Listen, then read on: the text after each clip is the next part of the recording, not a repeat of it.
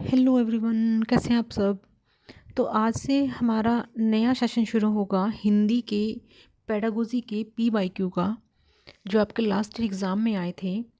तो आज हम नया सेशन शुरू कर रहे हैं, देखते हैं फिर बच्चों के कितने रिव्यू आते हैं। तो इस सेशन को हम फिर कंटिन्यू करेंगे और आज तो सिर्फ मैं PYQ करवाऊँगी। आप प्लीज़ बता दीजिएगा कमेंट सेक्शन में कि आपको थ्योरी करनी है या PYQ के माध्यम से चलना है।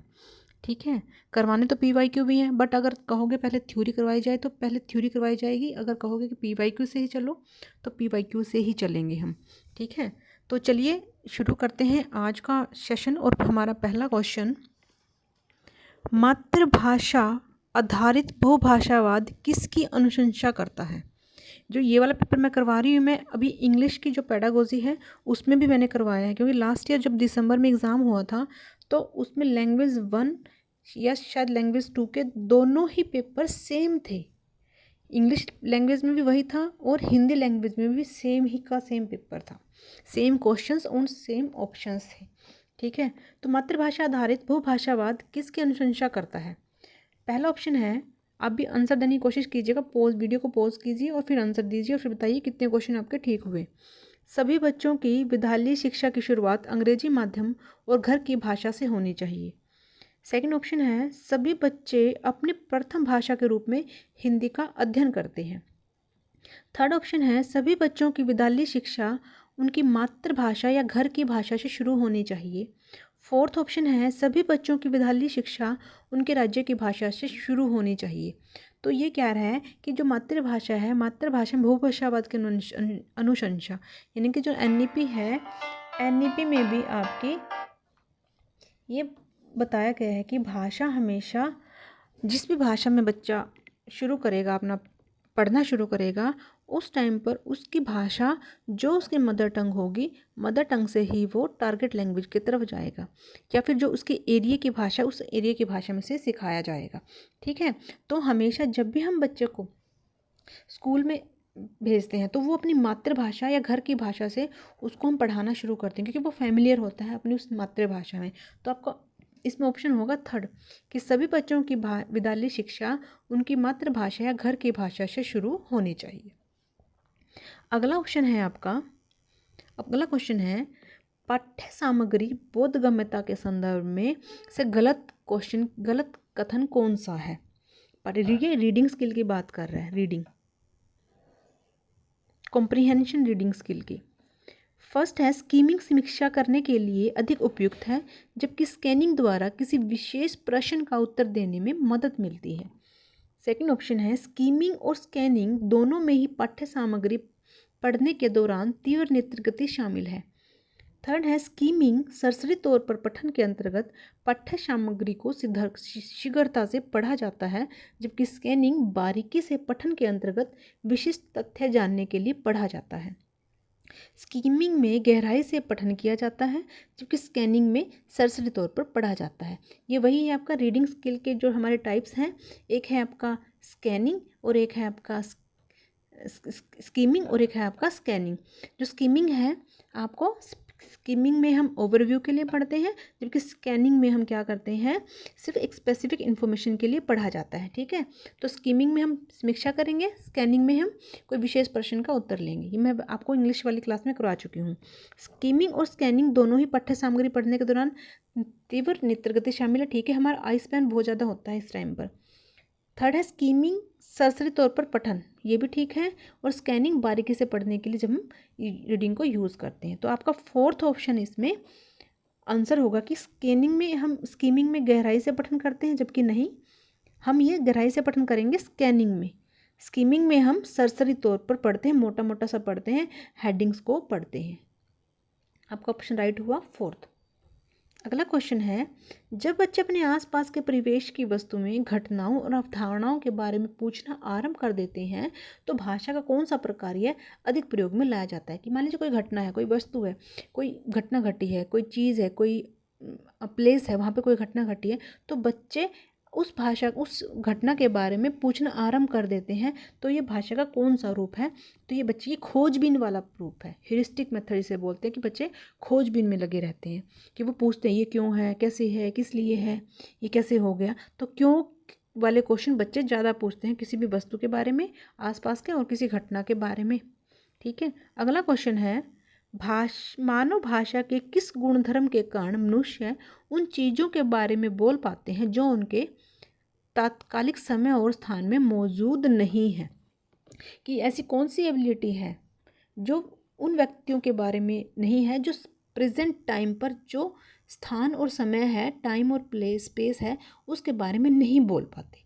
देखिए, संरचना निर्भरता में हमेशा हम व्याकरण की नियमों की बात करते हैं।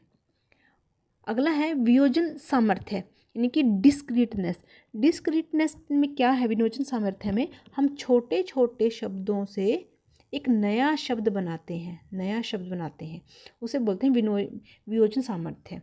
विस्थापन या डिस्प्लेसमेंट, यहाँ पर हम पास्ट और फ्यूचर से रिलेटेड जो समय है और जो स्थान है उसके बारे में बात करते हैं, यहाँ हम कभी भी प्रेजेंट की बात नहीं करते। यादृच्छिकता, इसमें हम मनमानी से नए नए जो वर्ड्स हैं या कोई भी वर्ड्स है, मनमानी से उनको एक नया नाम देते हैं और उसको यूज़ करते हैं, उसे बोलते हैं यादृच्छिकता। तो समझिए क्योंकि आंसर क्या है, थर्ड ऑप्शन आपका राइट है, विस्थापन, डिस्प्लेसमेंट, कि हम प्रेजेंट के बारे में नहीं, पास्ट और फ्यूचर के बारे में बात करते हैं। अगला क्वेश्चन है, निम्नलिखित में से कौन सा कौशल समझ के साथ पठन का लक्षण नहीं है? ये कह रहे हैं कि कौन सा ऐसा स्किल है जो रीडिंग स्किल का अंडरस्टैंड से रिलेट नहीं करता है। कोई कॉम्प्रिहेंशन, रीडिंग कॉम्प्रिहेंशन दे दी और बच्चा उसको पढ़ रहा है, कौन उससे रिलेट नहीं करेगा। पहला ऑप्शन है घटनाओं और विचारों के क्रम का संयोजन और आकलन करना। हमेशा जब भी हम रीडिंग की बात करेंगे, अंडरस्टैंडिंग की, तो हम हमेशा उसके एक क्रम को लेकर चलेंगे, स्टेप बाय स्टेप चलेंगे। ये बिल्कुल सही ऑप्शन है। अगला है अब तक पढ़ी गई सामग्री का मानसिक रूप से सारांशीकरण करना, समरी करना। हमेशा हम यही करते हैं, जब भी हम कोई चैप्टर को या किसी भी मैटर को पढ़ लेते हैं तो हम उसका एक मेंटल, एक जो स्कीमा होता है, मानसिकता होता है, अपने माइंड में उसको, इसकी एक समरी को बैठा लेते हैं कि हाँ इसकी समरी ये होगी। थर्ड ऑप्शन है अक्षरों और वर्णमाला पर ध्यान केंद्रित करना। ऐसा नहीं होता, हम कभी भी स्पेसिफिक सिर्फ अक्षरों पर और वर्णमाला पर ध्यान केंद्रित नहीं करते। अब तो आपका आंसर होगा थर्ड। फोर्थ ऑप्शन है विषय वस्तु से आगे का अनुमान लगाना। ये भी ठीक है आपका, ठीक है, तो थर्ड ऑप्शन हो गया आपका राइट। ये हमारे कौशल समझ के रीडिंग स्किल से रिलेट नहीं करता। अगला क्वेश्चन है, निम्नलिखित में से कौन सा द्विभाषा शिक्षण के व्याकरण अनुवाद विधि का गुणधर्म नहीं है? यहाँ GTM मेथड की बात हो रही है, ग्रामर ट्रांसलेशन मेथड की बात हो रही है कि कौन सा दूसरी भाषा के शिक्षण के व्याकरणिक अनुवाद का विधि का गुणधर्म नहीं है। फर्स्ट ऑप्शन है द्वितीय भाषा के सीधे ही संप्रेषण करना और उसके बाद दो भाषाओं के व्याकरण के नियमों की तुलना करना। जब भी हम ग्रामर मेथड की बात करते हैं, ये जो ग्रामर मेथड है, व्याकरण अनुवाद विधि है, इसको सबसे प्राचीन विधि माना गया है और इस विधि में हम नियमों पर सबसे ज़्यादा जोर देते हैं, व्याकरण के नियमों पर। और हमेशा जब भी हम बच्चे को व्याकरण के नियम सिखाएंगे वो अनुवाद के द्वारा सिखाएंगे, ट्रांसलेट करके सिखाएंगे। जो बच्चे की पहली भाषा है, ये पहली भाषा से ही हम बच्चे को दूसरी भाषा में जो ग्रामर है, व्याकरण है, उसको सिखाएंगे और हमेशा पहली बेस रहेगी आपकी सेकेंड लैंग्वेज का।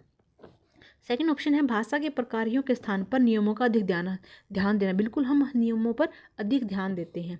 प्रथम और द्वितीय भाषा के व्याकरणिक नियमों की तुलना करना, ये भी ठीक है कि जब भी हम बच्चे को ग्रामर मेथड से पढ़ाएंगे, व्याकरण विधि से पढ़ाएंगे, तो हमेशा फर्स्ट लैंग्वेज क्या है और सेकंड लैंग्वेज क्या है, इन दोनों के रूल पर भी हमेशा कंपैरिजन करेंगे। क्योंकि जैसे कि हम व्याकरण बच्चे को पढ़ाते टाइम मान लीजिए कि हम बच्चे को एक नाउन ही सिखा रहे हैं, नाउन को हमेशा हम हिंदी में ट्रांसलेट करेंगे संज्ञा, फिर बच्चों को भी वही बताएंगे जिस व्यक्ति वस्तु स्थान के नाम को संज्ञा बोलते हैं। तो इस तरह से हम दोनों लैंग्वेज को लेकर साथ चलते हैं। अगला ऑप्शन है आपका द्विभाषा के व्याकरण के नियमों का अधिगम व अभ्यास करना, ये भी करवाते हैं। ठीक है, तो इसका आपका आंसर होगा आपका फर्स्ट, क्योंकि जो सेकंड भाषा है उसमें सीधे ही हम कभी भी कम्युनिकेट नहीं करते, हम हमेशा फर्स्ट लैंग्वेज में सीधे कम्युनिकेट करेंगे। हाँ, बाद में फिर हम उनके व्याकरणों के आपस में कंपैरिजन करते हैं। तो आपका फर्स्ट ऑप्शन राइट ऑप्शन है। अगला क्वेश्चन है, एक अध्यापक ने अपने विद्यार्थियों से कहा कि वो इस बात पर विमर्श करें कि उन्होंने उसके द्वारा दिए गए अनुभवजनित प्रश्न का उत्तर किस प्रकार दिया और उस प्रश्न का उत्तर लिखते समय वे क्या और किस प्रकार सोच रहे थे, यह किसका उदाहरण है। यहाँ पर टीचर बता रहे हैं कि जो आपने अपने एक्सपीरियंस किया, जो आपने क्वेश्चन का आंसर दिया, प्रश्न लिखा, उस टाइम आप क्या सोच रहे थे, यानी कि आपकी सोच के बारे में आपने सोचना है इसका आंसर क्या होगा। ठीक है, तो इसका आंसर होगा आपका अधिसंज्ञान मेटाकॉग्निशन, जिसमें हम अपनी सोच के बारे में सोचने की बात करते हैं। ये एक प्रोसेस होता है किस तरह से हम सोचते हैं, यानी कि आप अपने सेशन देखोगे और फिर आप सोचोगे कि इस सेशन में मुझे कितना समझ में आया। जब आप अपनी सोच के बारे में सोचते हो उसे बोलते हैं अधिसंज्ञान। तो अगला क्वेश्चन है, निम्नलिखित में से क्रेशन की परिकल्पना में से कौन सा वाइगोत्स्की के जेड-पी-डी के समान है। क्रेशन ने परिकल्पनाएं दी थी और ये सारी परिकल्पनाएं क्रेशन की हैं। प्राकृतिक व्यवस्था परिकल्पना, अफेक्टिव फिल्टर परिकल्पना, निवेश परिकल्पना और परिवीक्षण परिकल्पना। तो जेड-पी-डी के जो वाइगोत्स्की की जेड-पी-डी है, यानी कि एक हेल्प है। हेल्प जेड-पी-डी तो वही होती है ना, तो किससे रिलेट करती है, तो निवेश परिकल्पना से वो रिलेट करती है। ठीक है, तो चलिए आज के लिए इतने ही क्वेश्चन। अगले सेशन में आप मुझे कमेंट करना और फिर बताना कि आपको थ्योरी चाहिए, पीवाईक्यू चाहिए, उसके अकॉर्डिंग ही हम चलेंगे। अगर आप कमेंट करेंगे तो मैं सीरीज़ को कंटिन्यू रखूँगी, नहीं तो फिर इसको हम छोड़ देंगे। ये अपने जो इंग्लिश का चल रहा है तो वो इंग्लिश का तो चलेगा ही चलेगा। ठीक है, तो चलिए ठीक है, पढ़ते रहिए, मुस्कुराते रहिए। Take care, bye bye.